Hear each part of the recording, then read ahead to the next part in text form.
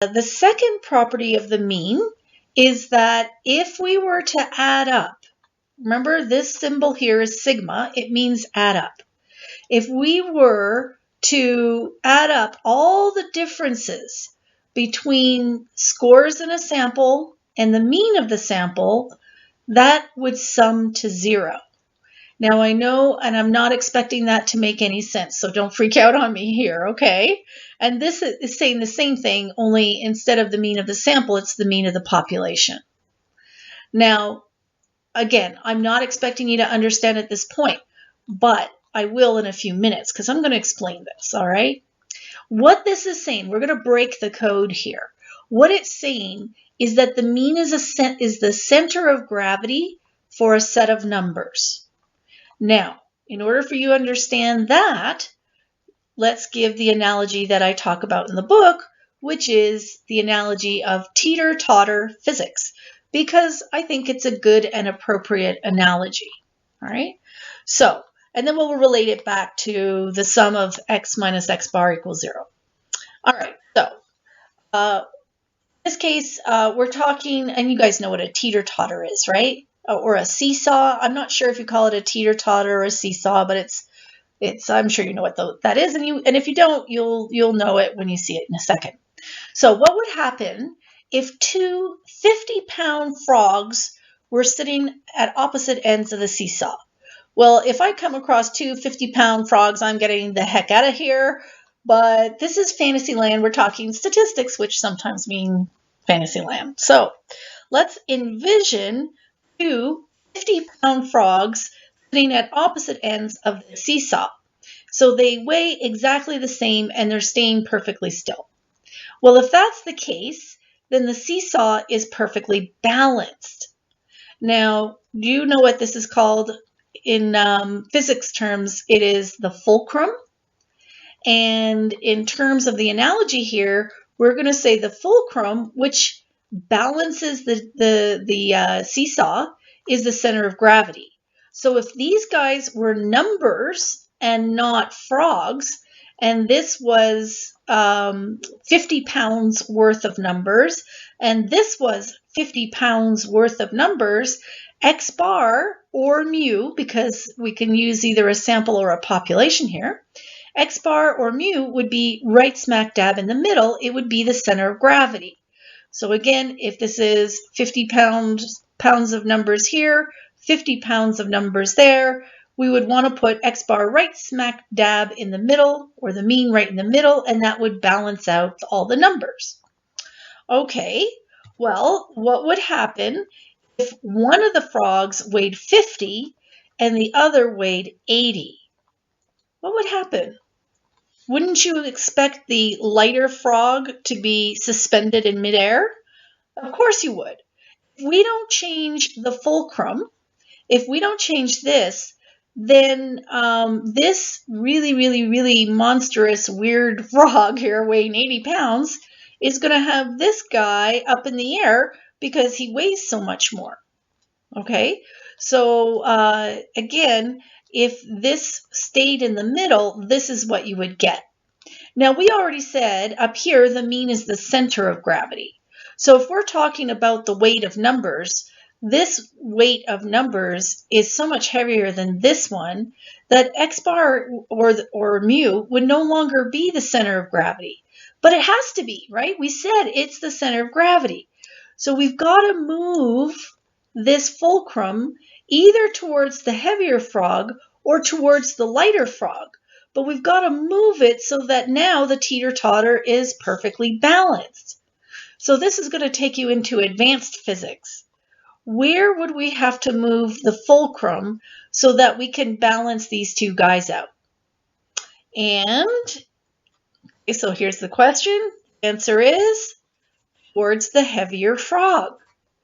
If we move the fulcrum here, we're extending the difference, right, between this frog and the fulcrum. So that means even though he's lighter, by giving him more distance, we're actually making his impact stronger. So if we move the fulcrum here, then we are balancing the seesaw. So I want you to think of it this way, okay? Because you have to think of it in terms of numbers and the mean, right? Over here, I think you could understand that if we've got numbers, such that the weight of the numbers here is the same as the weight of the numbers here, the mean is going to be in the middle.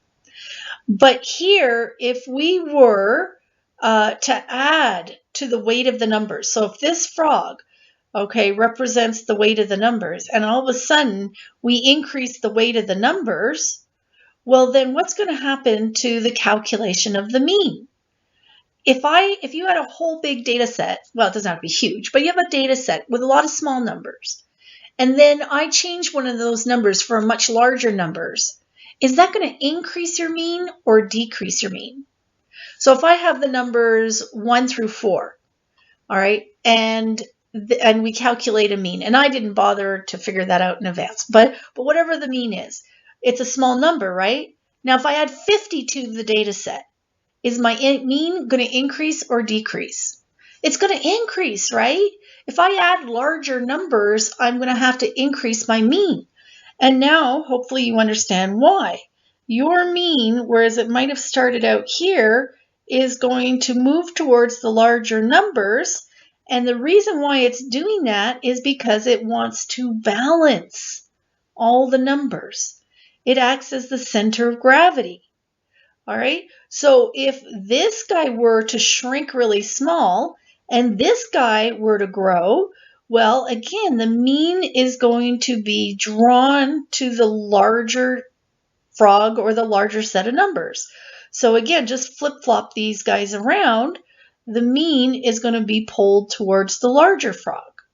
All right, so what I want you to get out of this is that the mean is the center of gravity for a set of scores, and the mean is always going to be somewhere. If we were to order our scores from smallest to largest, the mean is going to be somewhere in between such that it balances those numbers completely.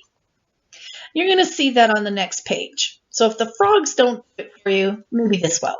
Okay?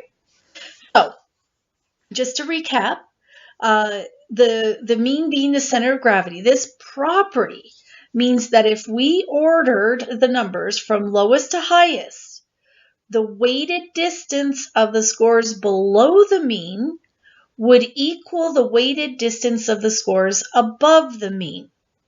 All right, now, no panicking. I'm going to explain. All right, so let's say we have these numbers, 1, 2, 3, 4, 8, and 9. All right. Now, if you took these numbers and added them up and then divided by, what is it? We have 6 numbers. So if you did 1 plus 2 plus 3 plus 4 plus 8 plus 9 divided by the 6 numbers, you would get 4.5. All right. I figured that one out in advance, so I wouldn't get it wrong. All right. So this is the mean 4.5. What this is saying here is that if we took every single number, so let's start with this one. We took 1. If we take the 1, so that becomes our x, and subtract the mean, so minus 4.5, we're going to get a score, right? We're going to get an answer. So 1 minus 4.5 is going to give us negative 3.5. Then if we do, so just keep that in mind, and I'm going to show it to you down here as well. So that's going to be negative 3.5. Then we take 2, so now x is 2, 2 minus the mean, and we're going to get negative 2.5. And then we do the same thing here, 3 minus the mean, we get an answer. 4 minus the mean, we're going to get an answer. Now I hope you're going to appreciate that all of our answers here are going to be negative because these numbers are all smaller than the mean.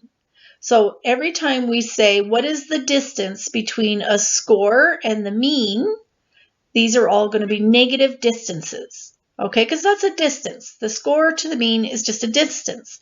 So this is a negative distance, a negative distance, a negative, and a negative. Now we're going to move to this side of the mean, and we're going to do 8 minus the mean, And this time we're going to get a positive answer because 8 is larger than the mean. So 8 minus the mean is going to give you a positive answer, and 9 minus the mean is going to give you a positive answer. So here we have a bunch of negative differences, or you could say negative distances, right? A score to the mean is a distance. So these are all going to be negative. Whoops, that wasn't supposed to happen yet. And these are all going to be positive distances. So what this is saying is that if the mean truly is the center of gravity, whatever these add up to is going to balance out whatever these add up to. All right, so the weighted distance on this side is going to be negative. The weighted difference on this side is going to be positive, but they're going to be completely balanced. So that when you add them all up, you're going to get a big fat 0.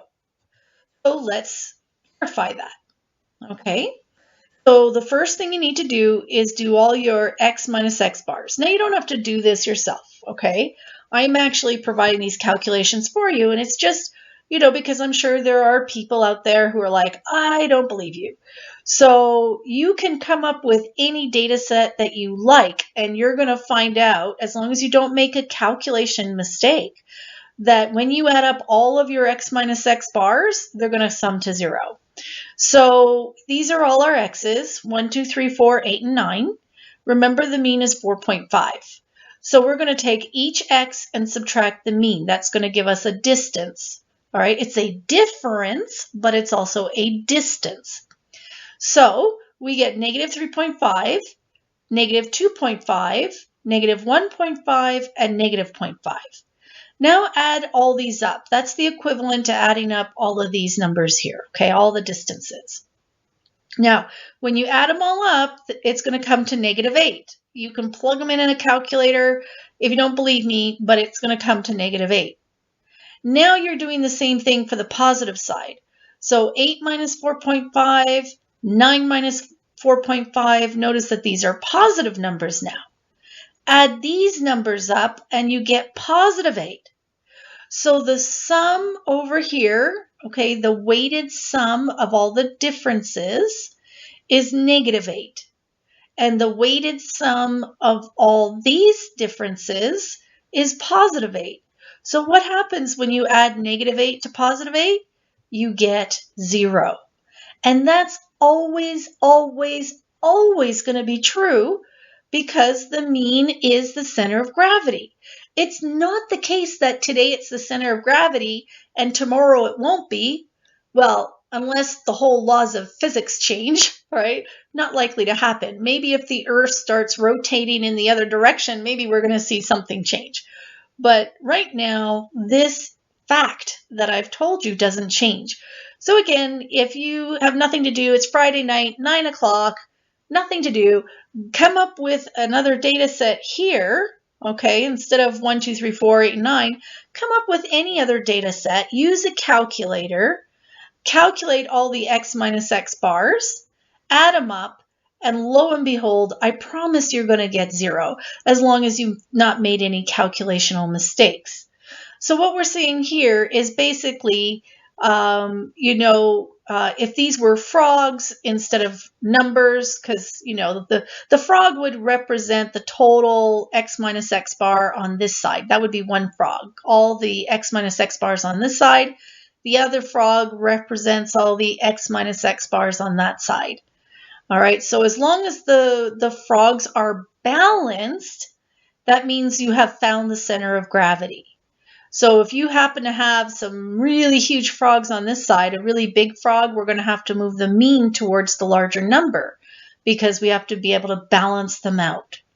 All right, so that's a good way of trying to understand what the mean is. The mean is the center of gravity, and that's what makes it a typical or representative score.